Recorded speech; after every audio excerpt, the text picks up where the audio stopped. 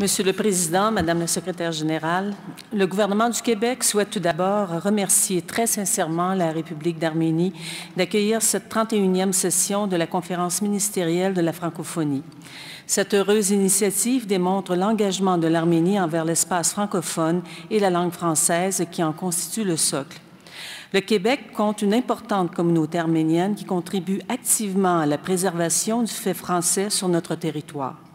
Nous saluons également la première participation de notre secrétaire général de la francophonie à cette conférence ministérielle. Au cours de votre première année de mandat, Madame Jean, vous avez démontré une forte capacité à engager les forces vives des États et gouvernements ainsi que de la société civile en faveur des priorités de notre temps. Monsieur le Président, Madame la Secrétaire générale, la 21e conférence des parties de la Convention cadre des Nations unies sur les changements climatiques sera une occasion unique pour convenir d'un accord universel et ambitieux face à cet enjeu de notre temps. Il s'agira aussi d'un moment privilégié pour permettre le rapprochement de tous les acteurs vers la détermination de solutions efficaces. Le gouvernement du Québec croit fermement que le futur accord international sur le climat pour la période post-2020 doit non seulement reconnaître, mais aussi renforcer la capacité des gouvernements, des entités fédérées à agir en faveur de la protection du climat. L'espace francophone doit également composer avec d'autres urgences, dont celle de contribuer de manière concertée à la réduction des facteurs à l'origine des crises migratoires, en coordination avec les partenaires internationaux et régionaux. Il faut relever le difficile défi d'atténuer les menaces sécuritaires qui provoquent des exodes sur nos territoires tout en offrant des pistes d'espoir à nos populations. Nous avons le devoir de solidarité et ce devoir est indéniable envers ceux que la guerre a chassés de leur maison. Le Québec entend notamment tripler le nombre d'admissions de réfugiés syriens qui étaient visés en 2015. Il a également offert une aide d'urgence aux organisations québécoises de la société civile qui interviennent dans les camps de réfugiés au Liban et a donné un appui matériel significatif à la Croix-Rouge. Nous attendons le feu vert pour la venue de 2000 réfugiés en provenance du Liban. Pour favoriser un climat politique apaisé, pour donner à nos populations espoir et dignité et ainsi réduire le nombre de réfugiés et de migrants, il est impératif d'agir sur les plans politiques et économiques.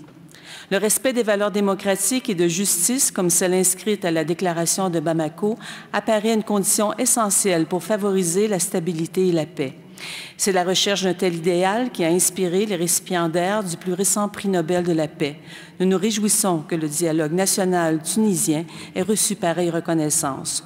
Nous réitérons l'importance du plein respect des constitutions nationales, particulièrement des dispositions favorisant l'alternance politique. Nous constatons aujourd'hui les effets malheureux de tentatives de surseoir à leurs principes et à leur application. À cet égard, nous saluons le retour de la transition au Burkina Faso et le rétablissement des autorités, dis-je, de la transition et appelons à la reprise du processus électoral dans un climat politique apaisé. D'autre part, nous devons offrir l'espoir d'une vie meilleure à nos populations, particulièrement les jeunes. Offrir de l'espoir, c'est permettre aux jeunes de disposer d'autres choix que celui de l'exode économique. Pour ce faire, nous devons accélérer et approfondir la mise en œuvre de la stratégie économique pour la francophonie et de la stratégie jeunesse de la francophonie adoptée lors du sommet de Dakar. Offrir de l'espoir, c'est également donner aux jeunes une voie autre que celle de la radicalisation.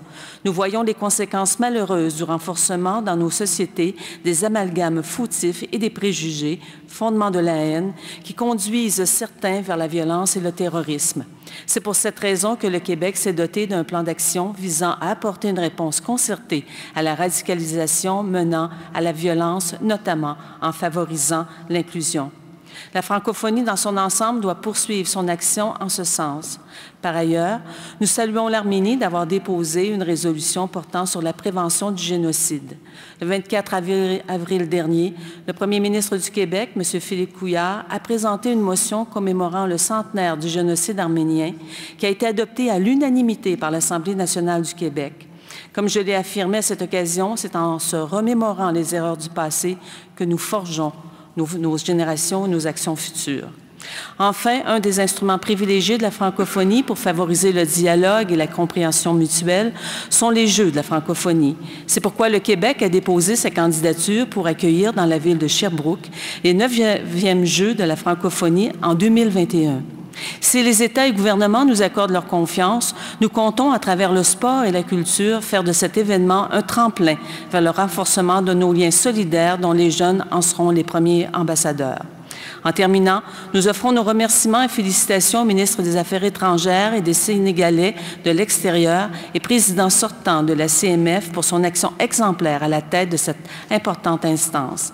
Dans le même esprit, nous offrons aux autorités de Madagascar notre appui et notre entière collaboration dans les préparatifs du 16e sommet de la francophonie. Je vous remercie.